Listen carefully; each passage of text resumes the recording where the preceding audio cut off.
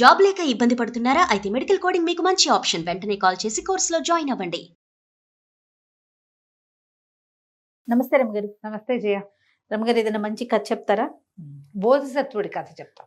చాలా మనం రోజులైతే చెప్పుకున్నాం కదా బుద్ధ జాతక కథలు. బోధిసత్వుడు జన్మించినప్పుడు బ్రహ్మదత్తుడు కాశీ రాజ్యాన్ని పరిపాలిస్తున్న కాలంలో బోధిసత్వుడట ఒక అడవిలో బంగారు లేడిగా పుట్టాడట.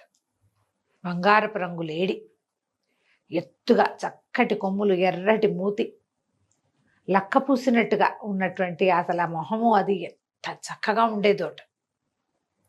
భలే అందంగా ఉండేవాడు. అయితే ఈయన ఒక మర్రి చెట్టు కింద ఉండేవాడు.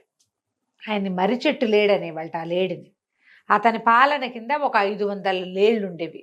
లేళ్ళకు కూడా రాజులు ఉంటాయి కదా. అవును. ఈయన అధికారిగా ఉండేవాడు.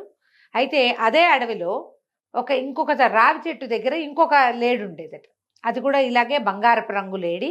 ఆ లేడి కూడా చక్కగా మూతేది, ఎర్రగా ఉండి, గిట్టలు అవి అందంగా ఉండి చాలా బాగుండేది. ఆ రావి చెట్టు లేడికి పాలన కింద ఇంకొక 500 లేళ్ళు ఉండేవి. అయితే ఆ కాలంలో ఉన్న రాజుగారికి అమిత వేట పిచ్చిట. రోజు వేటకెళ్తాను రమ్మనేవాడు. ఎవరో ఒకళ్ళని పిలుస్తుండేవాడు. ఈ వేట అనేది ఎప్పుడో ఒకసారి వన్సినే బ్లూ మూన్స్ చేసుకోవాల్సింది. పూట పూట పోయేది కాదు. అంతేగా. పిచ్చి పిచ్చిగా అలసిపోతారు జనం. ఎండలో పడి వెళ్ళాలి, తిండి తిప్పలు సరిగ్గా ఉండవు, మధ్యలో ప్రమాదాలు, ఎక్స్పెక్ట్ చేయనివి కూడా చాలా అవుతాయి కదా. వేట అంటే సినిమాటిక్ గా వెళ్ళి బాణం వేయటం, బాణం, అబ్బే మృగయా వినోదంలో ప్రమాదం పక్కనే ఉంది, ఎప్పుడు ఉంటుంది. ఇక ఊళ్ళో వాళ్ళు కూడా విసిగిపోయారట రాజుగారితో. ఈయన మృగ వినోదం. రాజుగారిని వద్దంటే కుదురుతుంది? తూచి నాకు ఇష్టం లేదు, నేను రాను, తలనొప్పి అలాంటి చెప్పడానికి వీల్లేదు. నీకు తలనొప్పి అయితే మీ నాన్నని పంపించు, మీ నాన్న తలనొప్పి అయితే మీ బాబాయ్ని పంపించు. ఇగోల ఇక జనం అంతా అనుకున్నారు, ఏమనుకున్నారట, ఈ రాజుగారికి లేళ్ల పిచ్చి, కొట్టేసి తెచ్చుకుని వండించుకోవాలి. సరే ఓ పని చేద్దామని రాజుగారి నగరానికి ఆనుకుని పెద్ద డెవలప్డ్ అడవి ఒకటి ఉందట. అంటే వీళ్ళ తోట అనమాట. ఊళ్ళో వాళ్ళ నగర పెద్దలంతా ఒక చోట కూర్చుని మాట్లాడుకున్నారు, మనం ఓ పని చేద్దాం, మన అడవిలో లెక్కకి మించి ఉన్నవి లేళ్ళు. లేళ్ళన్నింటినీ మందలుగా తెచ్చి రాజుగారి ప్రైవేటు తోటలోకి ప్రవేశపెడదాం. అది ఏం చిన్నది కాదు, ఈజీగా ఒక 50 ఎకరాలు 60 ఎకరాలు ఉంటుంది. అదంతా గుర్రపు స్వారీ చేసేసరికి ఆయన ఆటోమేటిక్గా అలసిపోతాడు.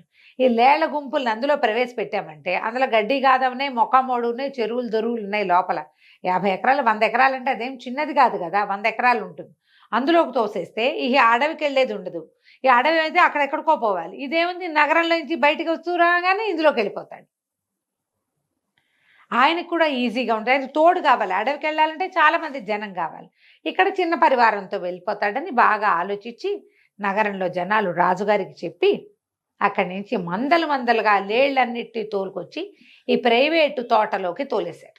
అవి పరిగెత్తడం ఏంటి, వీళ్ళు గేట్ వేసేటం ఏంటి, అట్లా కుప్పలు తెప్పలుగా లేళ్ళన్నిటినీ ఇందులో ప్రవేశపెట్టారు. మన బోధిసత్వుడు అయినటువంటి మర్రి చెట్టు లేడి, ఆయనకి ఆపోజిట్ జనాల్ని పోషించేటువంటి రావి చెట్టు లేడి కూడా, బంగారు లేళ్ళు కూడా ఇందులోకి ప్రవేశించేసినాయి ఈ తోటలోకి. రాజుగారికి సంతోషంగా ఉంది. ఎక్కువ దూరం పరిగెత్తక్కర్లా, ఎక్కువ దూరం వెళ్ళక్కర్లా, ఎండనబడి ఉండక్కర్లా, చాలా మంది జనం అవసరం లేదు, హాయిగా ఉందిగా, రోజు వేటాడుకోవచ్చు. సరే అక్కడి నుంచి ఏం చేశాడు, ఈ ప్రైవేటు తోటలోకి చిన్న సమూహాన్ని వేసుకుని రావడం మొదలుపెట్టాడు. ఇక తొక్కిసలాట జరిగిపోతుంది. ఇలా ఒకళ్ళు వేటాడుతున్నారు అనగానే లేళ్ళు పరిగెత్తేస్తాయి, కొట్టేసుకుంటాయి, ఒకదాన్ని ఒకటి గుద్దేసుకుంటాయి. అయితే కొమ్ములు ఉంటాయి చూడు, అవైతే ఒకదాని కొమ్ములు ఒకదాన్ని చిక్కుకుని ప్రాణాపాయ స్థితికి వస్తాయి. నానా గందరగోళంగానే ఉండేది. ఈ సందట్లో ఈ రాజుగారి బంగారు లేళ్ళని చూశాడు. చూసి ఎంత నచ్చినాయో. ఈయనతో పాటు ఒక వంటవాడు కూడా వచ్చేవాడు. ఆయనకి ఆ కొట్టిన లేడిని చర్మం తీసి వంటకి సిద్ధం చేసేవాడు ఒకడు. పొరపాటును కూడా ఆ లేళ్ళని కొట్టద్దు అని చెప్పాడు రాజు. ఆ లేళ్ళు చాలా అందంగా ఉన్నాయి, బంగారు లేళ్ళు రెండును, అని మర్రి చెట్టు లేడిని రావి చెట్టు లేడిని కొట్టద్దు అని చెప్పాడు. వీళ్ళు మిగిలిన వాళ్ళు ఎవరు వాటిని వేటాడేవారు కదా, కనపడినా సరే ఊరుకునేవాళ్ళు, ఆయనకి ఇష్టం లేదు కదా. అయితే ఏమైంది, ఈ రోజుల తరబడి రాజు ప్రతిరోజు వచ్చి ఇక్కడికి వచ్చేవాడు. ఓహో గోల, ఇవన్నీ కొట్టు తెచ్చేవి, పడిపోయేవి, కాళ్ళు విరిగిపోయేవి, మూతి పగిలిపోయేది. ఒకదాని కొమ్ములు ఇంకోదాని కంట్లో గుచ్చుకుపోయేవి, నానా కంగాళిగాను ఉండేది. అయితే ఒకనాడు ఏమైంది, ఈ రావి చెట్టు లేడి మర్రి చెట్టు లేడి ఇద్దరు అధికారులు కదా, అంటే వీళ్ళిద్దరూ నాయకులు కదా, నాయకులు ఇద్దరు సంప్రదించుకున్నారు. మిత్రమా, ఏమిటి ఇట్లా చచ్చిపోతున్నాం మనం? రాజు తినేది రోజుకొక్క లేడి. ఆయన పరిగెత్తే వెర్రితోటి మన వెనకాల పరిగెడతాడు, మన వాళ్ళు భయంతో పరిగెడతారు. వీడేం కొట్టడు చేయడు, అలా ఏం తెలీదు. ప్రాణభయం. ప్రాణభయంతో ఒక్కదానికి మూడే బదులు 30 మందికి మూడుతోంది.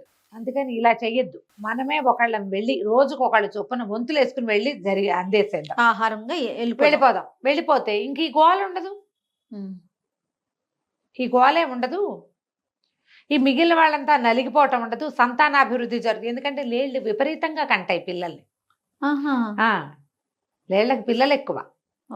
అందుకని పులుడు సింహాలు చూడు, రేర్గా ఒక పిల్ల ఉంటుంది. లేళ్ళేం కుప్పలు తెప్పలుగా ఏటా ఉంటాయి, మరి ఇగో కంటాయి బాగా, ఏటా కంటాయి అవి చాలా వయసు వచ్చేదాకా. మనకు సంతాన సాఫల్యము ఎలాగో జరుగుతుంటుంది. ఈ గుద్దులాటల్లో కడుపుతోనవి చచ్చిపోతున్నాయి, చంటి పిల్లలు చచ్చిపోతున్నాయి, మగవి చచ్చిపోతున్నాయి. కాళ్ళు చేతులు విరిగిపోతే ఎందుకు పనికిరావు, కండానికి కనిపించడానికి కూడా పనికిరావు పాపం. అందుకని మనం ఓ పని చేద్దామని ఆలోచించుకున్నారు. ఆలోచించుకుని రాజుగారు ఇట్లా లోపలికి రాగానే రోజుకొక లేడి చొప్పున ఆయనకు అందటం. ఆ అందటం ఏమిటి, అక్కడ ఏదో ఒక బచ్చచాలు ఉంటుంది, వీటికి చెక్కు తీయటానికి చర్మం తీయటానికి ఒకటి పెట్టుకున్నారుగా, వీళ్ళు అక్కడ నుంచి ఉంటుంది లేడి. ఇక వేటాడే పని లేదు. రాజుకి ఏమనిపించిందో, రాజు కూడా దీనికి సరేననుకున్నాడు. కొన్నాళ్ళు జరిగింది. రోజు ఒక లేడి చొప్పున వచ్చేది, ఒక్కో ఫ్యామిలీ నుంచి. ఒక రోజు ఆ గుంపు నుంచి, ఓ రోజు ఈ గుంపు నుంచి వచ్చేది. కొన్నాళ్ళకి ఏమైంది, ఈ రావి చెట్టు లేడి గుంపులో ఒక లేడి పెద్ద నెలలు వచ్చినాయి దానికి. దాని వంతు వచ్చింది. వంతు వస్తే అది ఏం చేసింది, రావి చెట్టు లేడి దగ్గరికి వెళ్ళి, ప్రభు నన్ను నా బదులు ఎవరినైనా పంపించండి, నేను ఈయన మోపు మీద ఉన్నాను, రేపో మర్నాడో ఇంకో పిల్ల పుడితే పిల్ల పెద్దదవుతుంది, అప్పుడు రాజుగారి ఫలహారానికి కూడా ఉపయోగపడుతుంది పిల్ల. ఇప్పుడు నన్ను చంపేస్తే ఇద్దరం రెండు ఒకేసారి పోతాయి, నేను ఇంకా కనలేదు, మరి పసిబిడ్డ ఉండగా ఇట్లా చావుకి వెళ్ళటం నాకు ఇష్టం లేదు, నన్ను రక్షించండి, నా బదులు ఎవరినైనా పంపండి అంటే రావి చెట్టు లేడి ఒప్పుకోలేదు. టాటా వీల్లేదు, రాజు ఫలహారం గురించి నువ్వు ఆలోచించక్కర్లే, నీ వంతు వచ్చింది నువ్వు వెళ్ళు అంతే, ఇక మంచి చెడుకు తావులేదు ఇందులో అని గట్టిగా చెప్పింది. చెప్పేసరికల్లా ఆ పిల్లని కనేయాలన్న యావలో ఉన్న ఆ తల్లి లేడి ఏడ్చుకుంటూ పోయి మర్రి చెట్టు లేడి దగ్గరికి వెళ్ళింది. అదెవరు, బోధిసత్వుడు. ఆయన దగ్గరికి వెళ్ళి, అయ్యా నా పరిస్థితి ఇదండి, మరి మా రాజు ఒప్పుకోలేదు, ఏం చేయాలో తెలియట్లేదంటే ఆయన ఏమన్నా, నువ్వు బాధపడద్దు, నువ్వు తల్లివి కావాలని కోరుకుంటున్నావు, తర్వాత నీ పిల్లని ఆహారంగా ఇవ్వడానికి నీకేం అభ్యంతరం లేనప్పుడు నేనెందుకు అభ్యంతరం పెట్టాలి, సరే ఇవాళ నుంచి నువ్వు నా మందలో ఉండు, నేను రక్షిస్తా, నీ బదులు నేను వెళ్తా అని చెప్పి ఏమైంది, ఈ బంగారు రంగులో లేడిగా ఉన్నటువంటి బోధిసత్వుడు పోయి ఆ మెడ నరికేసి చర్మం వలిచేది ఉందిగా వచ్చేస్తాను, అక్కడ పోయి మెడ అందులో పెట్టి నుంచున్నట్టు. సైనికులు తెల్లబోయాడు, ఆ చెక్కు తీసేవాడు, ఆ చర్మం తీసేవాడు. వంటవాడు ఆశ్చర్యపోయాడు, అయ్యి బాబోయ్, ఇది రాజుగారికి చాలా ఇష్టమైన లేడి, బంగారు లేడి తనంతట తను వచ్చిందేమిటి, ఇట్లా మెడ పెట్టింది, దాన్ని వాటిని వధించద్దని మనకి ఆజ్ఞ ఉంది కదా, ఇప్పుడు ఏం చెయ్యాలి, వాళ్ళకి తెలుసు రోజు ఒక లేడి చొప్పున వచ్చి నుంచుంటోంది ఇక్కడ అని. ఆ లైన్లో వచ్చిందేమో, ఇప్పుడు ఏం చేయాలని రాజుగారికి కబురు చేశారు, మీ ఫేవరెట్ బంగారు లేడి వచ్చే స్థానంలో మెడకాయ పెట్టి నుంచుంది అని. రాజుగారు హుటాహుటిన వచ్చాడు. అంతకుముందు అదట పరిగెడుతుంటే చూసేవాడు, దగ్గర నుంచి చూసే చాలా ఆనందించాడు, ఎంతో సంతోషించాడు. నువ్వెందుకు వచ్చావు, నేను నిన్ను సంహరించను, నువ్వు నాకు నచ్చావు, అందుకని నిన్ను రావి చెట్టు లేడిని రెండింటిని వదిలేసాము, నేను చంపను, నువ్వు వెళ్ళిపోమన్నాడు. అనేసరికల్ ఈ రావి చెట్టు మర్రి చెట్టు లేడి ఏమని చెప్పింది, అది కాదండి, ఇట్లా రెండో గుంపులో ఉన్న ఒక గర్భవతి అయిన లేడిని రక్షించడం కోసం నేను వచ్చాను అనేసరికి రాజు అన్నాడు, సరే ఆ గర్భవతిని దాని పిల్లని రక్షించాను పో, దాని జోలి కూడా మేము రావు అంటే నేను అన్నాడు. బోధిసత్వుడు, ఒక్క లేడితోటి ఏం పోయిందండి, ఇన్ని లేళ్ళు ఉన్నాయి కదా, దీనికి మూడోపోతే దాని బదులు ఇంకో దానికి మూడుతుంది అనేసరికి రాజు అన్నాడు, సరే ఏ లేడిని నేను చంపను, ఒక గర్భవతి అయిన లేడిని తాని మాతృత్వకాంక్షని బలపరచడం కోసం, అది తీర్చడం కోసం చావుకి సిద్ధమైనవు నువ్వు, నీ గుంపులో ఇంతమంది ఉన్నారు, నువ్వు ఎవరినైనా ఆజ్ఞాపించవచ్చు చావండి వెళ్ళని, కానీ నీ దగ్గరకు వచ్చింది కాబట్టి, నిన్ను ఆశ్రయించింది కాబట్టి నువ్వు దానికి శరణిచ్చి మరణించడానికి సిద్ధపడ్డావు, నీకోసం ఏ లేడిని నేను చంపాను అనేసరికి బోధిసత్వుడు అన్నాడు, ప్రాణులకేముంది, లేళ్లకేముంది ప్రభు, చెరువులో చేపలు లేవా, చెట్టు మీద పిట్టలు లేవా, వాటికి కూడా ప్రాణాలకు రక్షణ కావాలి. భగవంతుడు బతకటానికి పుట్టించాడు, రోజుకొకటిగా చావడానికి అయితే కాదు. కాలం తీరకుండా ఎందుకు చచ్చిపోవాలి ఎవరైనా అనగానే రాజు అన్నట్ట, సరే నేను చెట్టు మీద పిట్టను కొట్టను, చెరువులో చేపను కొట్టను, ఈ దీంట్లో ఉన్న ఏ చేపని మేము పట్టం, ఏ పక్షిని మేము కొట్టం. అంటే ఇప్పుడు ఈ ఒక్కటేనా, ఎంత ప్రదేశం ఉంది భూమి మీద, ఈ ఇన్ని ప్రదేశాల్లో ఉన్న ప్రాణులకు రక్షణ వద్దా అని అడిగేట బోధిసత్వుడు. నువ్వేం చేయమంటావో చెప్పన్నట్టు. ప్రాణి హింస మానేసేయి, నువ్వు